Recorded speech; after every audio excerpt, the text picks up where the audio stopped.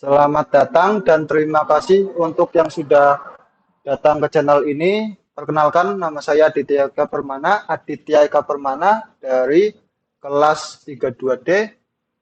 Ingin mempresentasikan sebuah perangkat lunak, yaitu model spiral dengan beranggotakan 1. Venantius Cleruk, 2. Heri, 3. Ramadhani Yoga Pratama, 4. Aditya Eka Permana, 5. Mufti Hidayatullah dengan dosen pengampu Pak Sidik Purnomo, ditemukan oleh Barry Boehm. Apa itu spiral model? Model spiral adalah salah satu metode pengembangan perangkat lunak yang menggabungkan model air terjun atau waterfall model dan model prototyping. Model ini berfokus pada pengelolaan risiko dan memungkinkan pengembangan perangkat lunak secara iteratif. Terdapat gambar di sebelah kiri. Gambar tersebut merupakan sebuah gambar yang berisikan beberapa tahapan-tahapan dari model spiral.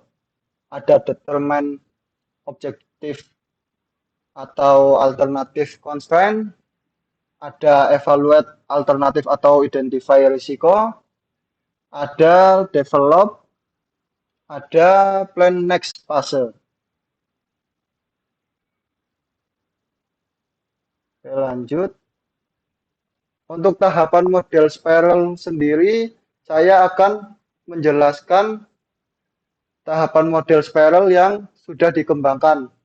Di sini bisa dilihat ada beberapa perbedaan dari apa yang sudah ditemukan oleh Barry Boehm. Yaitu yang pertama, komunikasi pelanggan. Nah, pada tahap ini terjadi komunikasi antara pengembang dan pelanggan untuk memahami kebutuhan dan keinginan dari pelanggan.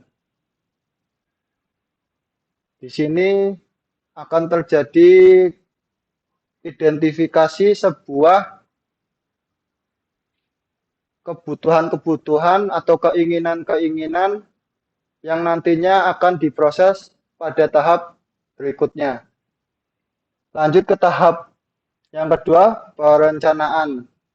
Nah, di sini pengembang membuat sebuah rencana atau beberapa rencana yang di dalamnya terdapat perkiraan waktu dan biaya. Nah, dalam perencanaan ini pengembang sebisa mungkin harus mengetahui seberapa lama tim akan mendevelop sebuah perangkat lunak agar menyingkat sebuah atau biaya yang diperlukan. Lanjut ke tahap berikutnya, yaitu analisis resiko. Di sini pengembang akan mendefinisikan resiko dan menentukan apa saja sekiranya yang akan menjadi resiko. Tahapan ini diperlukan karena untuk mengantisipasi sebuah atau beberapa resiko yang akan terjadi pada saat pembangunan sebuah perangkat lunak. Lanjut untuk tahap berikutnya, yaitu rekayasa. Nah, pada tahap ini akan terjadi pembuatan prototipe dari sebuah perangkat lunak yang akan dibangun. Jadi sebelum perangkat lunak itu dibangun, alangkah baiknya membuat sebuah prototipe yang nantinya akan ditunjukkan ke pelanggan dan pelanggan tahu bagaimana hasil dari pembangunan perangkat lunak nanti pada tahap berikutnya. Lanjut ke tahap berikutnya, yaitu konstruksi dan rilis. Nah, pada tahap ini akan diimplementasikan dari sebuah prototipe atau beberapa prototipe yang telah dibuat pada tahap sebelumnya dan akan merilis perangkat lunak yang sudah dibangun dari prototipe yang ada. Oke, langsung ke tahap evaluasi pengguna, yaitu pelanggan bisa mengevaluasi atau pelanggan akan mengevaluasi perangkat lunak dan memberikan umpan balik kepada pengembang. Nah, untuk tahapan ini sangat penting karena jika terdapat sebuah kekurangan dari sebuah perangkat lunak yang sudah dibuat, nantinya pelanggan bisa memberikan umpan balik terhadap pengembang. Atau sekiranya ada kebutuhan lain dari perangkat lunak, namun di dalam perangkat lunak tersebut belum tersedia.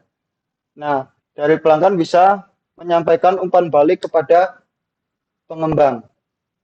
Nah, jika terdapat masalah tersebut, maka untuk tahapan ini akan memulainya dari awal, yaitu tahapan komunikasi pelanggan dan sampai seterusnya.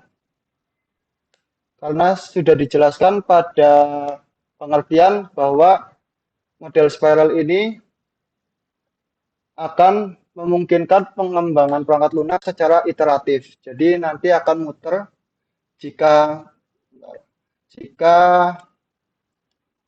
misalkan di akhir ternyata masih ada kebutuhan yang belum terselesaikan atau tersedia, maka bisa muter. Ini dari sini, terus muter sini. Oh, ternyata masih ada kekurangan, terus muter lagi sini. Oh, ternyata masih ada, muter lagi sampai nanti sistemnya sesuai dengan apa yang diinginkan oleh pelanggan. Jadi seperti itu tahapan-tahapan dari model spiral.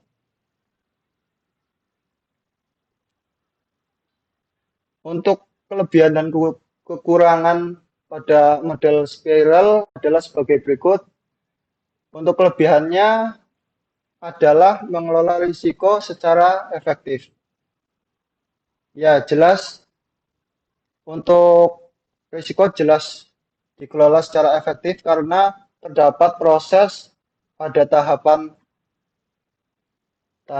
model spiral, yaitu analisis resiko. Nah, dari analisis resiko tersebut, pengembangan bisa mengantisipasi dari resiko-risiko yang akan muncul pada saat tahap konstruksi. Lanjut untuk kelebihan yang berikutnya, yaitu memungkinkan umpan balik pelanggan secara dini. Nah, untuk umpan balik tadi bisa dilakukan secara dini ketika prosesnya lebih cepat. Proses tahapan ini lebih cepat.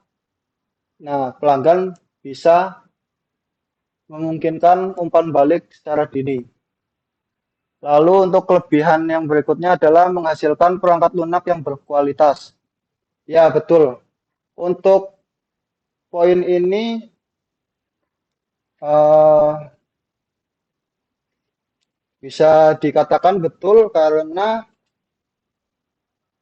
secara tahapan dia sudah kompleks, yaitu terdapat analisis kebutuhan, analisis risiko, terus ada evaluasi pengguna, lalu kalau ada kekurangan nanti bisa mengulanginya dari awal.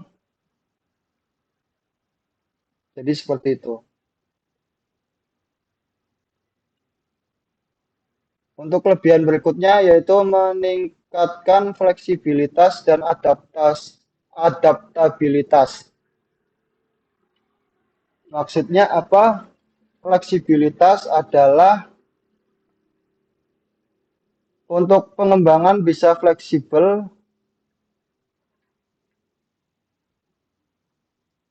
seperti yang akan diinginkan oleh pelanggan, dan adaptabilitas yaitu akan menyesuaikan seperti apa yang diinginkan oleh pelanggan. Lalu untuk kekurangan model spiral, yang pertama ada lebih kompleks daripada model air terjun. Ya betul, karena air terjun ketika prosesnya sudah selesai, ya sudah selesai.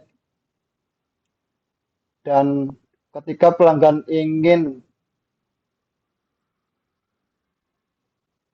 komplain atau memberikan umpan balik, maka pelanggan akan memulai katakanlah bisnis baru atau tahapan baru. Jadi ada dua proses yang berbeda. Nah, dalam model spiral ini dia menjadi satu kesatuan proses. Jadi seperti itu. Maka bisa dibilang lebih kompleks dari model air terjun. Lalu yang kekurangan yang kedua yaitu membutuhkan lebih banyak waktu dan sumber daya.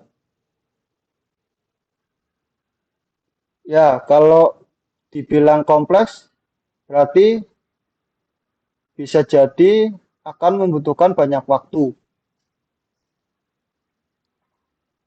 Tinggal bagaimana seorang pengembang bisa mengidentifikasi kebutuhan, menganalisis risiko secara akurat atau tidak. Nah, jika kurang akurat, ya resikonya akan memakan banyak waktu, dan dengan banyak waktu itu, maka sumber daya yang dibutuhkan ya akan semakin banyak.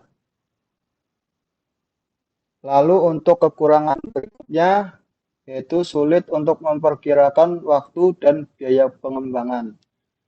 Nah, jika sudah bicara tentang akurasi dari analisis, maka ya akan terjadi sulit memperkirakan waktu.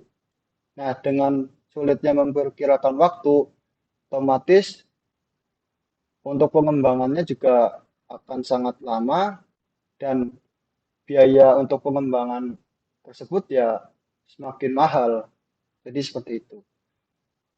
Baik, mungkin hanya itu dari penjelasan saya. Kiranya ada kesalahan dan sebagainya, saya mohon maaf. Sekian, terima kasih.